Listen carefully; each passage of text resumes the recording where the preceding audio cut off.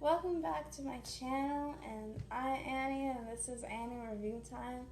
And today we are going to be discussing the Disney Plus original series, High School Musical, the series. Here we go.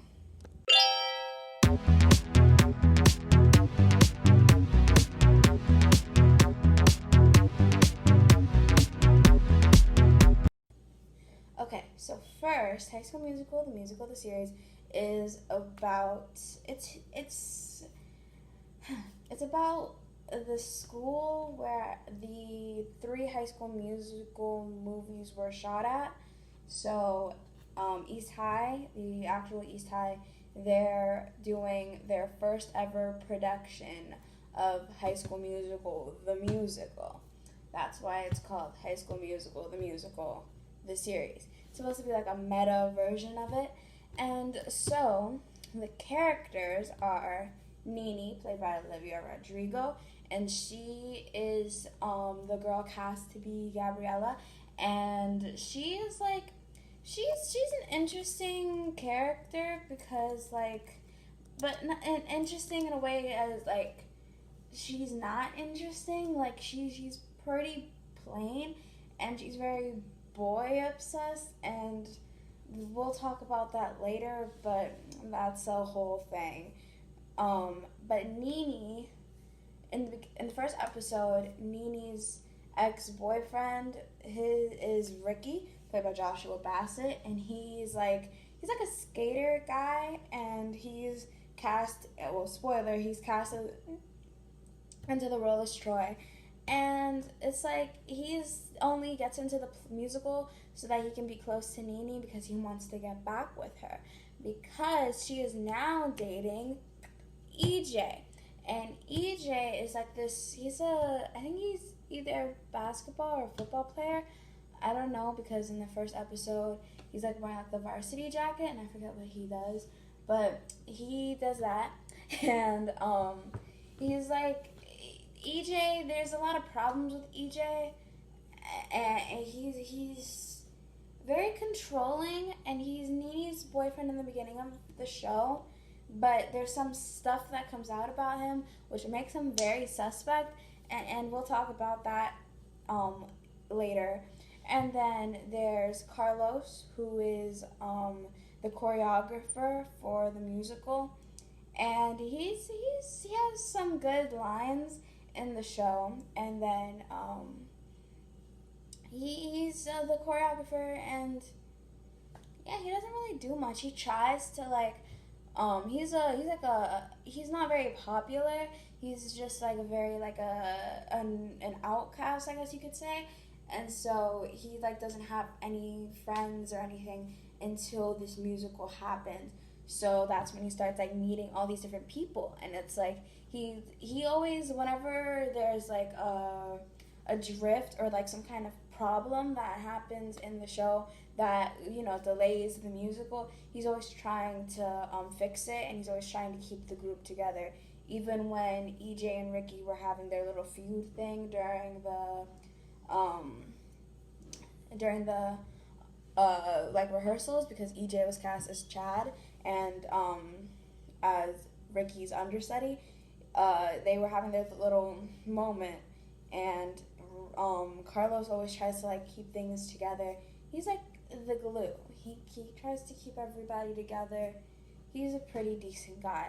Next, we have Courtney, who is Nini's best friend. She works on the clothing department. So she like picks the outfits for like the characters and everything. And there's a problem with Courtney that a lot of people have been saying, that she's the stereotypical supportive black friend, and that's something we'll talk about when we get more into like the good versus the bad stuff. We also have Ashlyn, who is EJ's cousin, and she was cast in the role of Miss Darvis. And Ashlyn is the best character. She's unproblematic, and she's amazing. She's so like chill, and she doesn't start trouble even when Nene and EJ, spoiler alert, they eventually break up, and she's still mad chill with Nene, and it's just amazing. It's like she's not like, oh, you broke up with my cousin. It's just like she's just really like, and she tries to tell EJ like, do the right thing. He doesn't do the right thing, but she still is like, she's supportive. She's great. Ashlyn's amazing. Then we have Miss Jen, who is the drama teacher, and she's the one who comes to East High, and she's like, okay, I heard that this school has never done a performance of High School Musical, the musical, even though this is where the movies were shot. So she's like, we can't have that. Miss Jen is like, I was a backup dancer in the original movies. That turns out to be a lie, but she actually ends up being an extra. I think she ends up being like an extra that doesn't speak or anything, and she has her own little backstory thing. And then we have Mr. Mazzara, who's her nemesis, but like not really, because they end up being friends at the end, and they also burn down the school gym together. Spoilers, but yeah, like Mr. Mazzara is like against um he's against the whole musical thing. He's like, no, because I love robots and musicals. You don't get money off of musicals, which is so dumb because like, of course you get money off of musicals. You can go places with music, and that's so dumb when people like, when they have in movies and TV shows and books and whatever, when they're like, what kind of money can you make off of music? Musicals? Please. Ew, disgusting. We don't do that. You're a nerd. Like, no. Because there's people who's making good money off of musicals, off of movies. Like, look at High School Musical. That's one of the biggest Disney Channel original movies. And it's a musical. But yeah, Mr. Mazzara, he's like the Sue Sylvester to Miss Jen's Will Schuester. Miss Jen is just a less creepy Will Schuester. She's like always trying to be like with the kids, and she genuinely cares about them. And Mr. Mazzara, he eventually comes around, but he doesn't appear in as many episodes as like I thought he would have in the first episode. Like he said, I thought he was gonna be like the foil, always trying to like Miss Jen, like always trying to like take her down, but like he wasn't really that big of a part. Like he just kind of like insulted people and stuff, and then was like gone, and then until like they became friends, and then he helped save the opening night for Act 2 with Big Red, which brings us to a Big Red who's he's Ricky's best friend, and he's like, no dude, we don't do musicals, and he ends up being he works with like the effects, and he does the, when they're doing the readings, he does the reading, like the stage directions, which is, it's a good scene. It's just like, it's good. And then we have Gina has the best character development, because that's the best developed character on the show. And, she doesn't have that much competition with all the other characters, which we'll talk about. But it's like, she's amazing. She starts off, I love Sophia Wiley. I saw her on Andy Mack, and she was amazing. And she starts off being like the Sharpay. She's like, oh, I'm better than all of you guys, and I'm just gonna destroy you all. And when like Nene was like, oh, I've never been the lead in a musical. I've just been like the understudy, or like I went to camp or whatever. And she's like, well, I've never been an understudy or went to camp. Like, but she has like this backstory, and she ends up like becoming friends with everybody. And oh my gosh, it's so amazing. Last we have Ricky's mom, who she's a terrible terrible human being, and she's terrible. She's horrific. She is the true villain of the series. Then we have Ricky's dad, who he's a nice guy. He's a good guy. He really cares about his son, and he doesn't appear in every episode. He just kind of like shows up because he's like a potential love interest for Miss Jen, but like it's a lot. And then we have Todd, who, because of his association with Ricky's mom, no, we don't talk about Todd, but we're gonna talk about the good parts of HSMTMTS. So the good part, one of the really good parts is the songs, and I wasn't expecting original songs when I first started watching the show. I watched the first episode when it premiered on, I think it was like ABC or something, and it was before Disney Plus came out. And I wasn't they had I Think I Kinda You Know, and I wasn't expecting them to be like, I think I kinda you know. I wasn't expecting that. I was like, oh, okay, that's like, I wasn't ready for this original stuff. I thought they were just gonna be covering. I thought it was gonna be like a Glee version. It was like a Glee, but strictly for High School Musical. Like, they were just gonna be covering the songs, or like they would do the songs as they go with, like, as they match their life. Like, I don't know, I thought they would just like, you would see like Nene and Ricky breaking out into Breaking Free. Like, I thought it would just be like, oh, they're just singing whatever song relates to their life at that time. But it was like, the only time they really sang the songs were when it was necessary. And it was like, even with the original songs, it was only when it was necessary. They weren't just breaking into song, which a lot of people, when they did Born to Be Brave, people were like, but they're breaking into song. It doesn't work. How do they all know the lyrics? They all know the lyrics because it's a real song in that universe. It's like, it works with the episode, and it's like, Born to Be Brave is amazing. It's a bop, and it's good. Like, there's I think like my favorite songs are like Born to Be Brave, Wondering, because Ashlyn is amazing. And then if you like Nene's vocals, when she was doing the backing vocals during the bridge, and then she does like that high note, it was awesome. And then I listened to the acoustic version when, for the Disney Music Vivo, they had all the female characters singing. Well, not all the female characters, because it was no Miss Jen, but it was like they had Courtney, Nene, Gina, and Ashlyn, and they were all singing it, and it was good. It was great, and they recorded their vocals live, which is what a lot of people don't understand.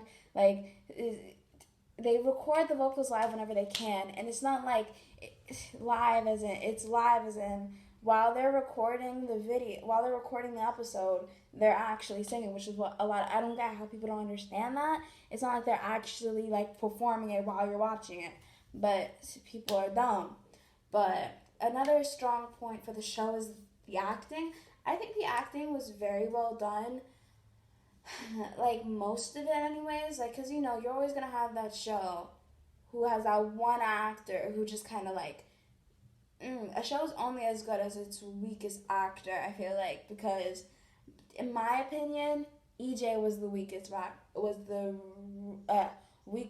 actor, because he didn't really like, I think he got better, but like, he was just like,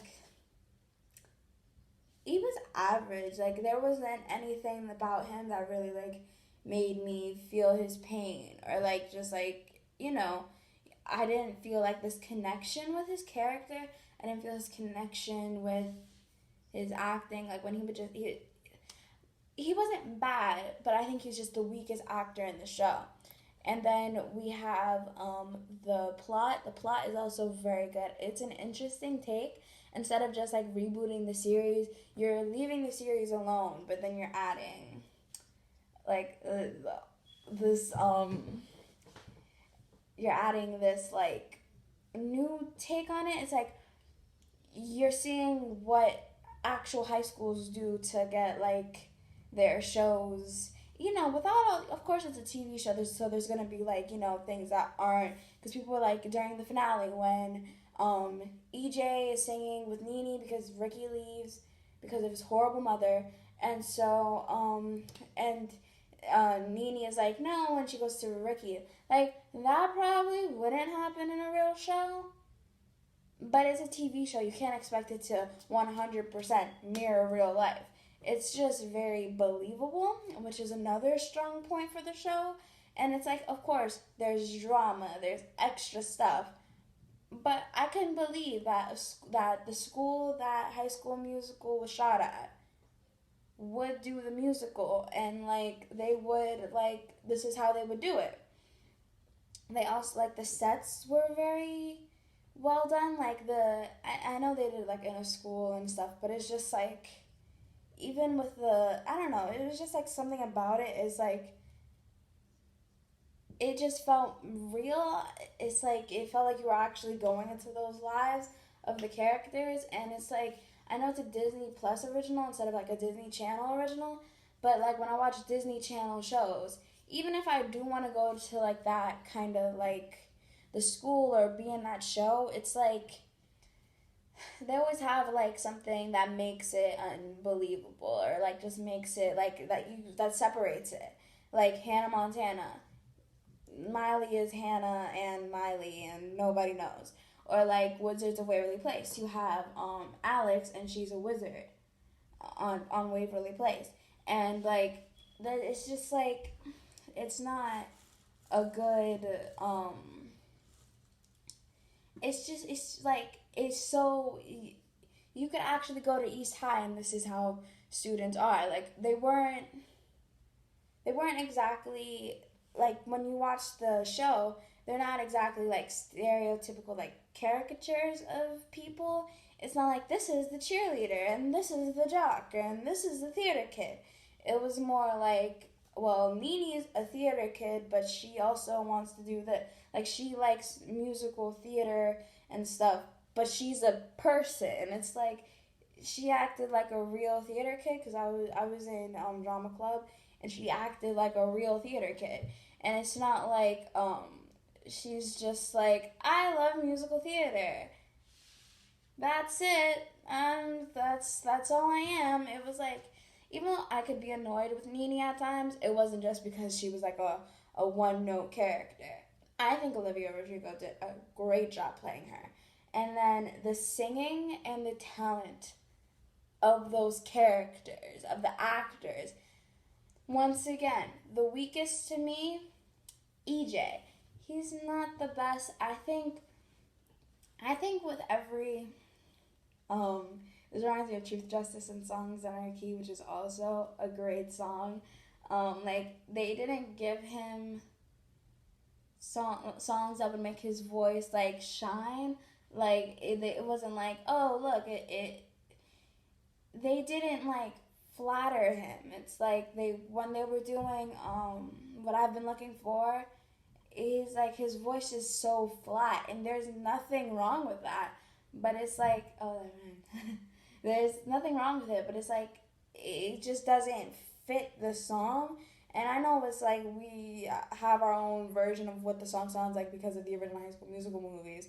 But it's like, still, the way they wanted him to sing, it wasn't working with his voice. It wasn't like they want him to sing like doing this and this and this, but like his voice is like this, so it's not working right, and it makes him, he just hit the notes really, it was like really flat, and it just wasn't like, it wasn't doing it for me. But like everybody else was fantastic. They were amazing. It was great, and I loved it. Olivia Rodrigo, amazing once again. Julia Lester, who plays Ashlyn. Ricky, played by Joshua Bassett. Courtney, played by Dara Renee.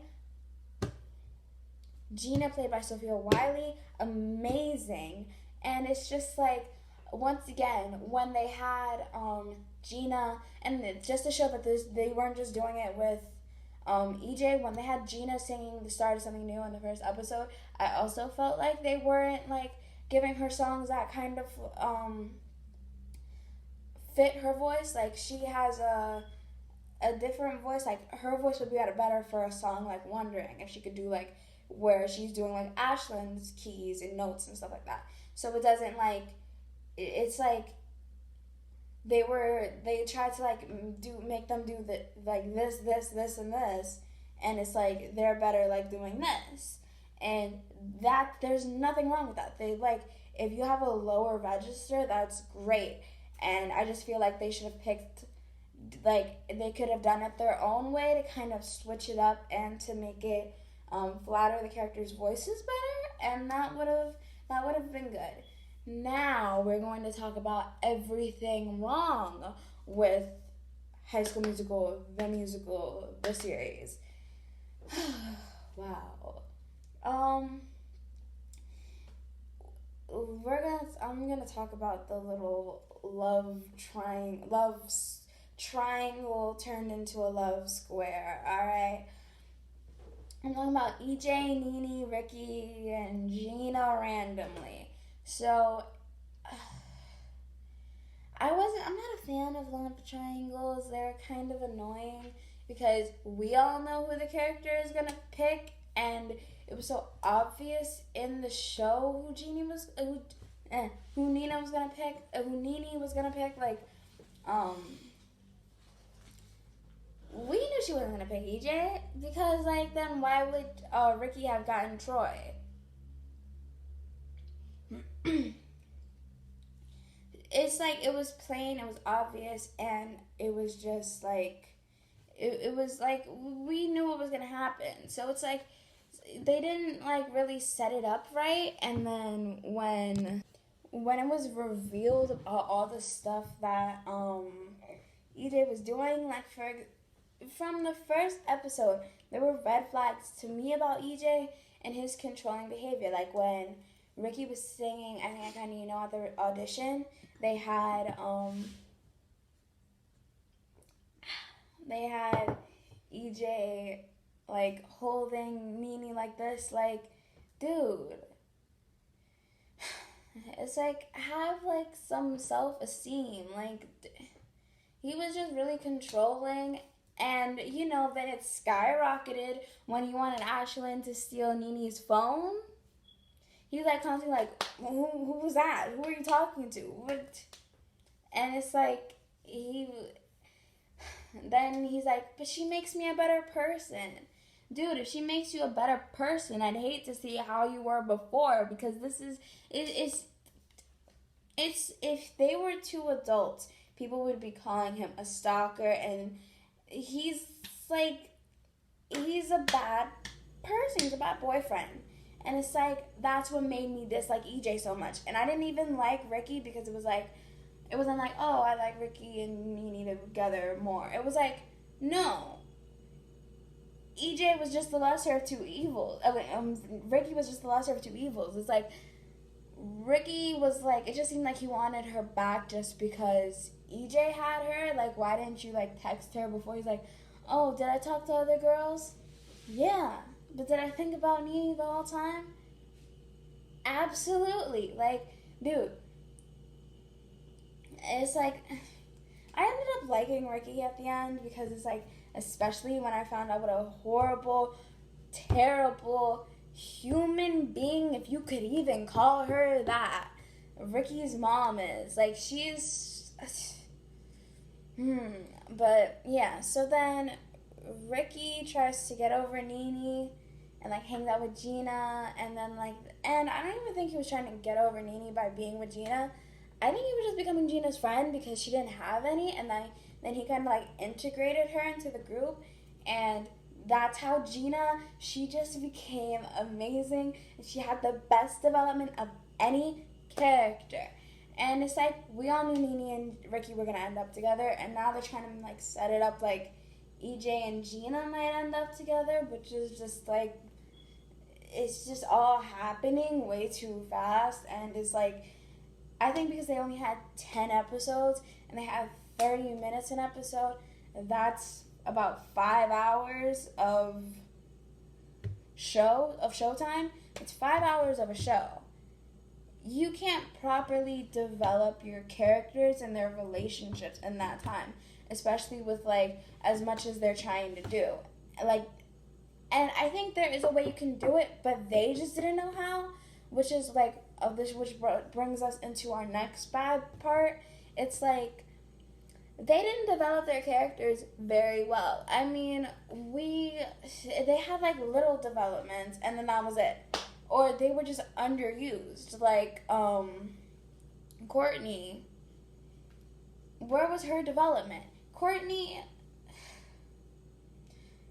people were like, oh, she's the sassy, supportive black friend. She's nothing like Taylor from High School Musical. Taylor from High School Musical was perfect. She liked science. Like, no, Taylor from High School Musical was the sassy, supportive black best friend. Don't play yourself. She's that girl. Don't try to act like Taylor from High School Musical was any better than Courtney.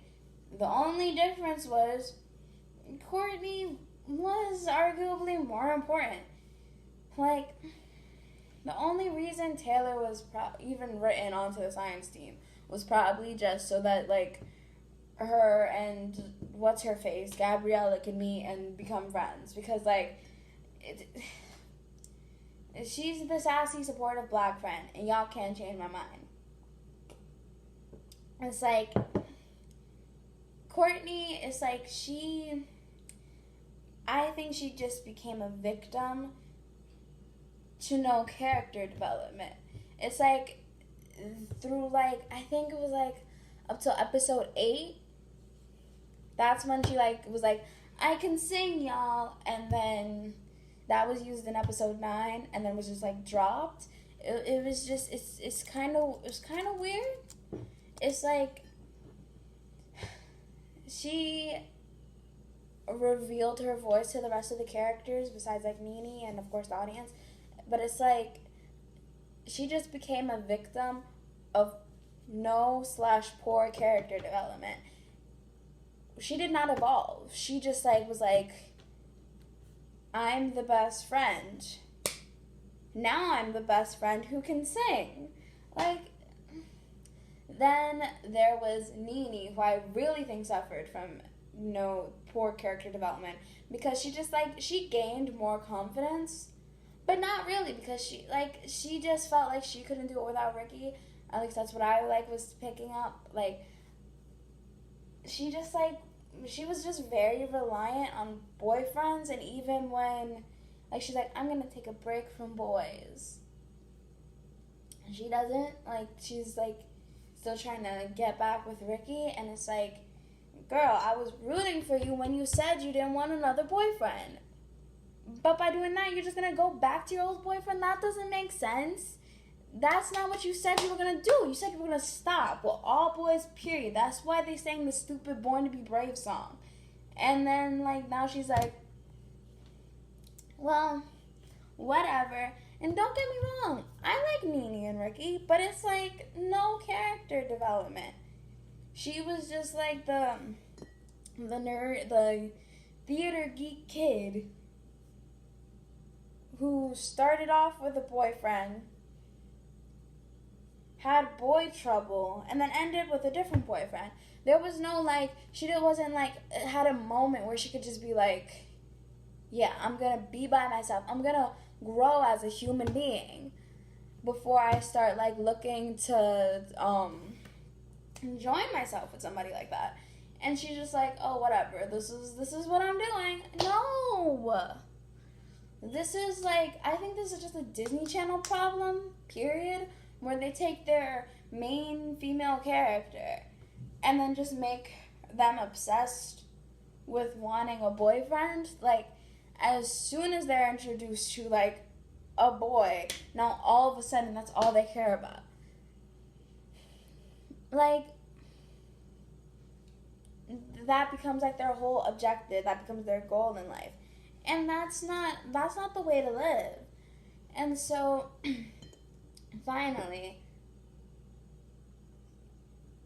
another person who suffered from no character development was, well, I'm not gonna. Ashlyn. Ashlyn, I feel like went backwards. I'm sorry. I love Ashlyn. Ashlyn's my favorite character. She's the greatest of, like, she's just amazing. But, like, girl was like, she had, like, in her locker, like, my body, my rules, or whatever. She was, like, just really like, she was what we needed. And then Big Red pays her a compliment, and now she's like, well, this is my true love.